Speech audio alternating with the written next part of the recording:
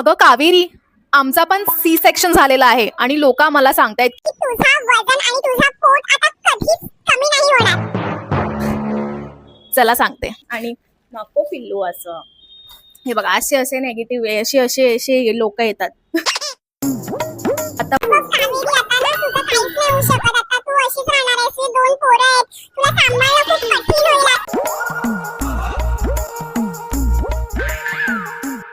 दोन पॉइंट्स आहेत जे आपले खूप चुकतात माहितीये, आणि ते आपल्या डोक्यात भरवत असतात की हे खूप कठीण आहे, आता बघ तुझं काय होईल.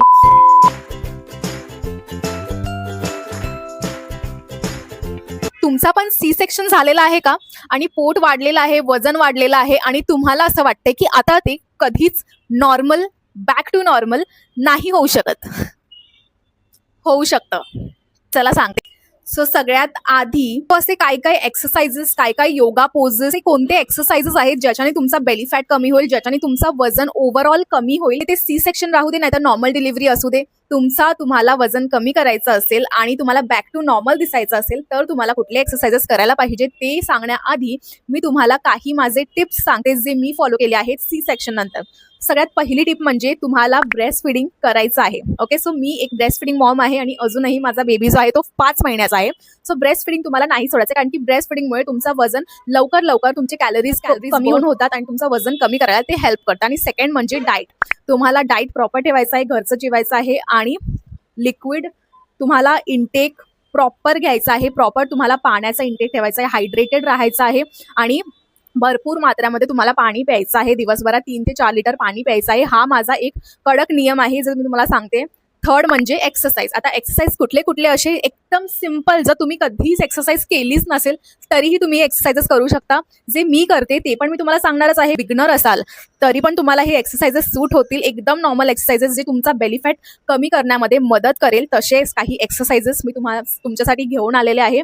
सो चला मग लगेचच सुरुवात करूया. त्याच्या आधी जर तुम्ही चॅनलवर नवीन असाल तर चॅनलला सबस्क्राईब करायला विसरू नका, बिलकुल पण विसरू नका. आणि व्हिडिओ शेवटपर्यंत नक्की पहा जेणेकरून तुम्हाला असेच काही इन्फॉर्मेटिव्ह आणि चांगले व्हिडिओज बघायला मिळतील म्हणून. सो चला लगेचच सुरुवात करूया. आता फर्स्ट एक्सरसाइज अशी आहे की जी तुमच्या बेली फॅट कमी करायला, रिड्यूस करायला मदत करेल आणि ती म्हणजे सो आता हे जे मी एक्सरसाइज तुम्हाला दाखवत आहे हे स्पेशली बेली फॅट लूज करायला मदत करते आणि एस्पेशली सी सेक्शनच्या नंतर. सो असं करायचं आहे की तुम्हाला एक एक लेग वर घेऊन ना ऑपोजिट हँडने त्याला टच करायचं आहे आणि स्लोली आणि कंट्रोलमध्ये करा, रश नाही करायचं बिलकुल पण. तुम्ही बिगनर असाल स्लोली करायचं आहे. ह्याने होतं काय की तुमचा ना कोर ऍक्टिव्ह होतो आणि लोअर बेली एरियावर जास्त फोकस येतो आणि ग्रॅज्युअली ना तुमचं फॅट जे आहे ते रिड्यूस व्हायला खूप खूप खूप जास्त मदत होते आणि प्लस तुमचा बॅलन्स, कोऑर्डिनेशन हे पण सगळं इम्प्रूव्ह करतं. सो सुरुवातीला तुम्हाला 10 ते 12 रेप्स प्रत्येक साईडला करायचं आहे आणि जसं तुमचं स्ट्रेंथ जे आहे ते वाढतं तसं तुम्हाला ते इन्क्रीज करायचं आहे, तसं तुम्हाला वाढवायचं आहे. आता हे मी ते हाफ स्क्वॉट्स करत आहे. हाफ स्क्वॉट्सने तुमचा बेली आणि कोर एरिया खूप खूप जास्त स्ट्रॉंग होतो. आणि तुम्हाला जर फुल स्क्वॉट जमत नसतील, तुमचा जस्ट 2-3 महिने झालेले आहेत सी सेक्शनला, सो तुम्ही असे हाफ स्क्वॉट्स मारू शकता. सो मी जस्ट तुम्हाला दाखवण्यासाठी हाफ स्क्वॉट केलेले आहे. आणि हे बघा आता मी राऊंड एक्सरसाइज करत आहे. हँड्ससाठी स्पेशली खूप जास्त इफेक्टिव्ह आहे. तुम्हाला काय करायचं आहे, हँड्सला नॉर्मली गोल टोनमध्ये तुम्हाला फिरवायचं आहे. ह्याच्याने सॅगिंग कमी होते आणि मदत मिळते, ब्लड सर्क्युलेशन पण इम्प्रूव्ह होतो.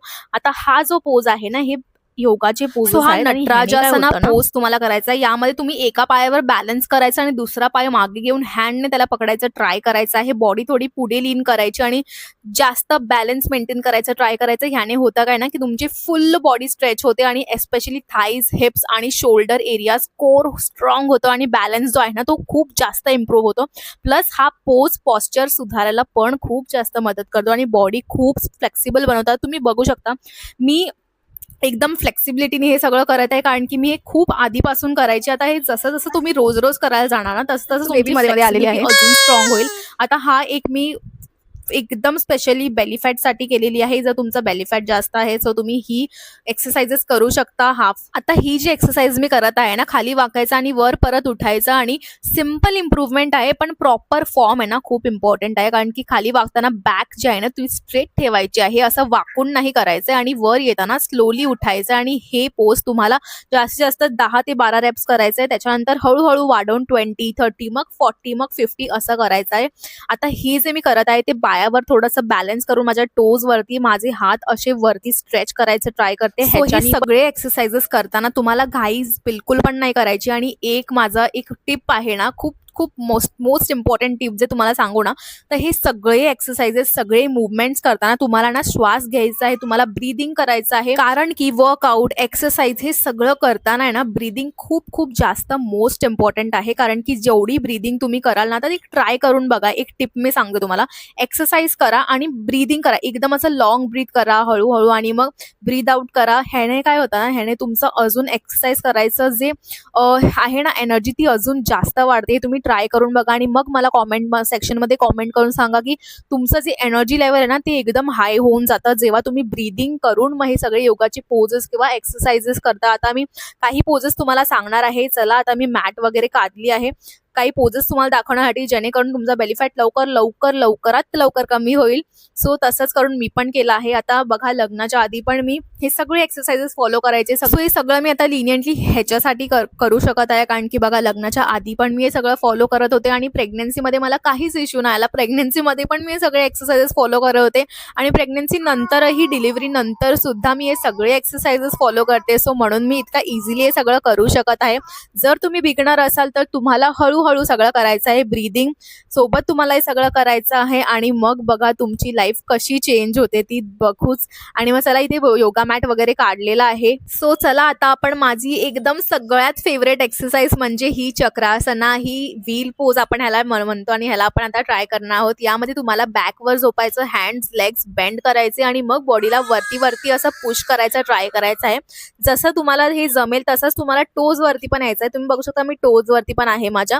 सो हे बघा, मी खूप आधीपासून करायचे, सो म्हणून मी इतका इझिली करू शकते. तुम्हाला जर नसेल जमत तर तुम्ही थोडं हळूहळू वरती ट्राय करू शकता. मग नंतर तुम्ही टोजचं ट्राय करू शकता.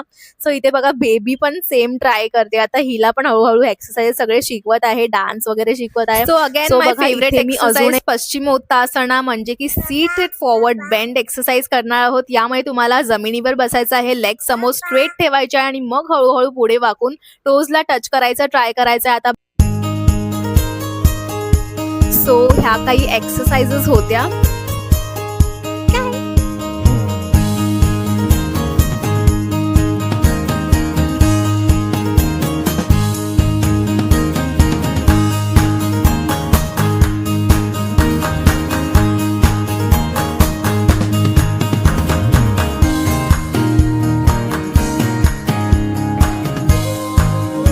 आता मी इथे सुखासनमध्ये बसून मस्तपैकी ब्रीदिंग एक्सरसाइज करणार आहे. हे पण माझी जास्त फेवरेट एक्सरसाइज नाही, बट ह्याच्याने खूप तुम्हाला फायदा होतो. तुम्हाला नॉर्मली कपालभाती, भस्त्रिका वगैरे सगळं करायचं. आता मी करणार होते की बघा, बेबी आली मध्ये आणि बघा खेळायला लागली आहे. त्याच्यासोबत थोडंसं खेळते, हिला थोडंसं एक्सरसाइजेस शिकवते आणि मग चला मग भेटूया पुढच्या एका अशाच चांगल्या व्हिडिओमध्ये. इन्फॉर्मेटिव्ह वाटला असेल व्हिडिओ तर व्हिडिओला लाईक करायला विसरू नका, चॅनलला सबस्क्राईब करा जर तुम्ही नवीन असाल. आणि चला मग पुढच्या अशाच एका व्हिडिओमध्ये भेटूया. Till then, bye bye, take care.